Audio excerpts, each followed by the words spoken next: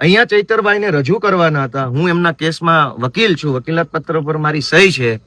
પોલીસને હું કહું છું કે હું વકીલ છું, અને એવું નથી કે હું કહીશ તો જ પોલીસને ખબર પડશે. એને ખબર છે ગોપાલ ઇટાલિયા કોણ છે, ગુજરાતમાં વકીલ છે, ધારાસભ્ય છે, યુવાન છે, શું છે, છતાંય જબરજસ્તીથી મને રોકે છે. અને જયારે મેં એમ કીધું કે આ ભાજપની અદાલત નથી, આ કાયદાની અદાલત છે, આમાં જવાનો મને હક છે, તો ત્યાર પછી ઉપર ફોન કરીને જે ભાજપ વાળાની પાસેથી પરમિશન લીધી હોય રામ જાણે, પછી મને જવા દીધો. દોસ્તો, આ તાનાશાહીની હદ છે કે એક તો ધારાસભ્ય કક્ષાના માણસને જબરજસ્તીથી ખોટા ગુનામાં ફસાવી દેવાનો, કાયદાની પ્રોસેસમાં અટવાડી દેવાનો, ઉપરથી એના વકીલને અદાલતમાં નહીં જવા દેવાના, જેથી કરીને વકીલ હાજર ન રહે તો જામીનની પ્રક્રિયા ન થાય, રિમાન્ડની પ્રક્રિયામાં વકીલ ન હોય તો રિમાન્ડ મળી જાય. આટલી હદે દાદાગીરી, આટલી હદે તાનાશાહી ભાજપના માણસો કરી રહ્યા છે અને પોલીસની આડમાં કરે છે. પોલીસ તંત્રને અમારી વિનંતી છે કે તમારું શોષણ થઈ રહ્યું છે ભાઈ. ભાજપની સરકાર પોલીસ તંત્રનું શોષણ કરે એટલું તો કોઈનું નથી, તો શા માટે ભાજપની આવી રીતે આપણે કામગીરી કરવી જોઈએ?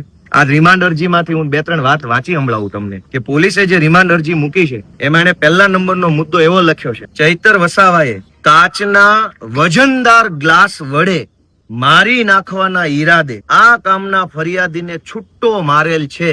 જે કાચનો મજબૂત ગ્લાસ, આ વાક્ય શું કહે છે કે કાચનો વજનદાર ગ્લાસ વડે મારી નાખવાના ઈરાદે. પહેલી વાત તો ગ્લાસ હોય, ગ્લાસ હોય, વજનદાર ન હોય. એ થોડું કઈ રીંગણા જોખવા માટે લઈ આવ્યા હતા વજનદાર હોય? એ પાણી પીવાનો ગ્લાસ છે. દુનિયાના કોઈ પણ દેશમાં પાણી પીવાના ગ્લાસનું વજન કેટલું હોય?